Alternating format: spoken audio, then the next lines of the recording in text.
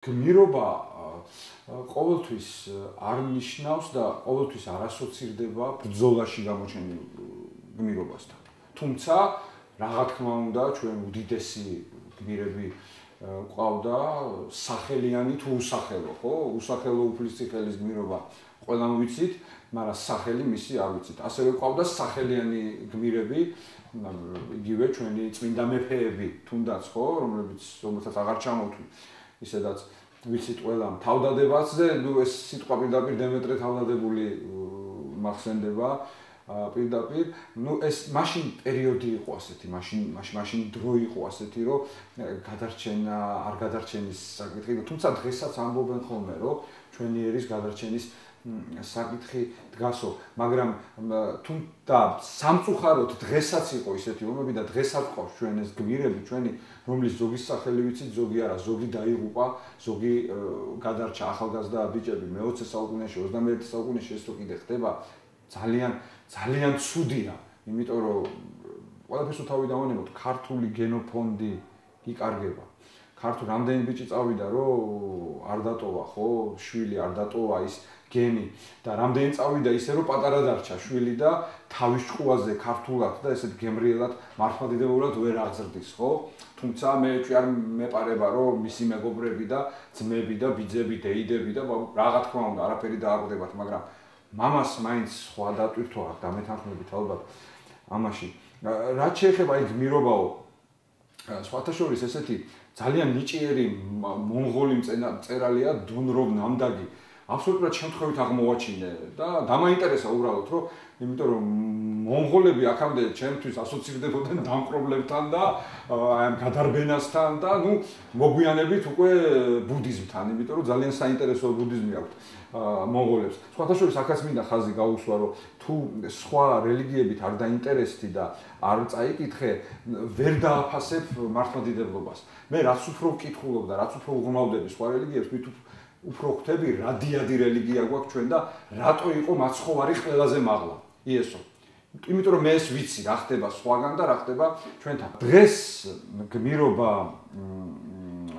შეიძლება ანუ გამოამჟღავნო არა მხოლოდ ბრძოლაში. დღეს იმდენი საშუალებაა, რომ შენი ერი წარმოაჩინო, შენი ოჯახი წარმოაჩინო, შენი გვარი წარმოაჩინო, გამოადგე ყველაფერს თავი დავანებოთ შენ ერს და შეგრიცხო.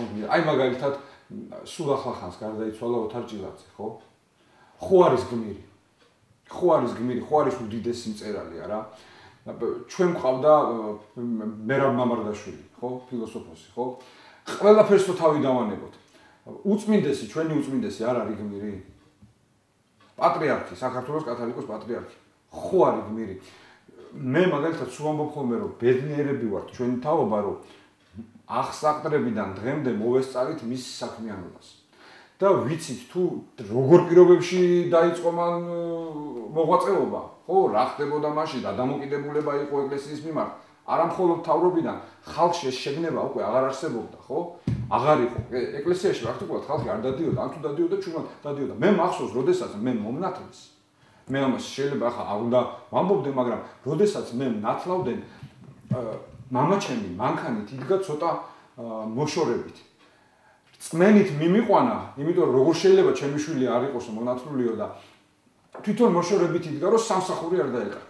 ასეთი პერიოდი იყო. ეხლა ეს უნდა ვაღიაროთ სიმართლეს თუ ამბობთ, თუ სხვას ვასწავლეთ სიმართლის თქმას, ჩვენც უნდა ვთქვათ, მეც უნდა ვთქვა, ხო, სიმართლე. როგორ დაიწყო ტაძრების აღშენებლობა, როგორ დაუბრუნდა ეკლესია მონასტრებს მიწები, ხო? როგორ აღზევდა სულიერება ქართველებში და დღეს ნახეთ რა ხდება აღდგომის ღამეს, რა ხდება შობის ღამეს, ხო? ეს ხო სასწაულია რა, ეს ხო ბედნიერებაა ერის. და ამიტომ აი პატრიარქი არის ცოცხალი მაგალითი. არის ქართველი გმირი, რომელიც გამოადგა თავის ერს და რომელიც ემსახურება უფალს, ხო? რამდენი ბავშვი გაჩნდა მისწყალობით სიცოცხლე, ამდენი გარდაცვლილი ბავშვები რო არის საქართველოში, რამდენი მოინათლა და მე აღთქმანებაში მოვიდეთ, ერთი მოდელი რო ქვიათ, ეხლა ის ქალბატონი იყო ახალგაზრდა და მოდელი წარსულში კი იყო. ორი შვილი მოდელს და ისო მოდელი იყო. განვლის კი რა თავიდანვე.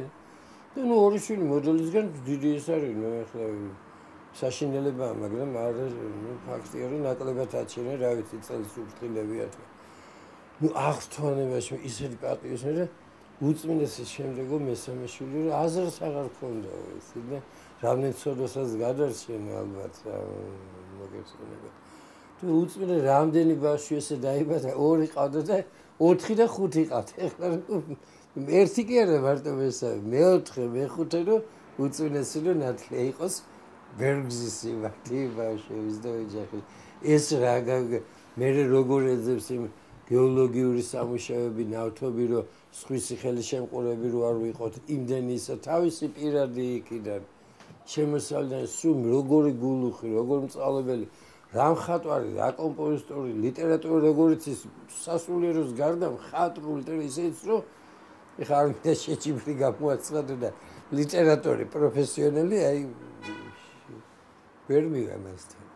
ესეთი მრავალხმიანი პიროვნება, არქიტექტურა როგორ ვაიმე როგორ არ ვიცი ყველაფერი დარგი რაც. რასა მე კი არ ვიცოდი მისი თუ იყო ეს საგალობლები. რამდენი და მაშუქა დიდი პატივი დავი. რა საგალობლები მე მეგონა ეს უძველესი. თან ისე ჟღერს რო გეგო ტრადიციულად და თან როგორი ახალი სიტყვა ჩვენ საგალობლებშიაც კი. არ სასაული პიროვნება ყავს. და ასევე ჩამოთვალეთ ჩვენ ხომ წერილები ჩამოთვალეთ. ასევე შეგვიძლია სპორტსმენებიც შეიძლება ისეთი ცოტა უხეში გადასვლა გამომივიდეს, მაგრამ ჩვენი დიადის სპორტსმენები, რომლებიც მიდიან და ჩვენ რო ყვირით და ტელევიზორს რო უყურებთ და ნერვიულობთ და რო გვიხარია, ხო, მე ისინი ჩამოდიან პედაგოგიური მოღვაწეობით არიან დაყოლებული სამწვრთნელოს გულისხმობ ამ შემთხვევაში პედაგოგიკას.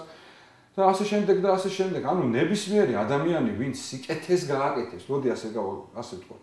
სიკეთეს გააკეთებს თავის ქვეყნისთვის, თავის ოჯახისთვის, თავის გვარისთვის, მეგობრისთვის, ხო? ნებისმიერ ადამიანს შეუძლია რაღაც დონეზე იყოს გმირი. და ეს პატარ-პატარა გმირები რო შევკრიბოთ, ხო, ერთი დიდი გმირი ერი ვიქნებით და მე მგონი ამითი გადავრჩებით.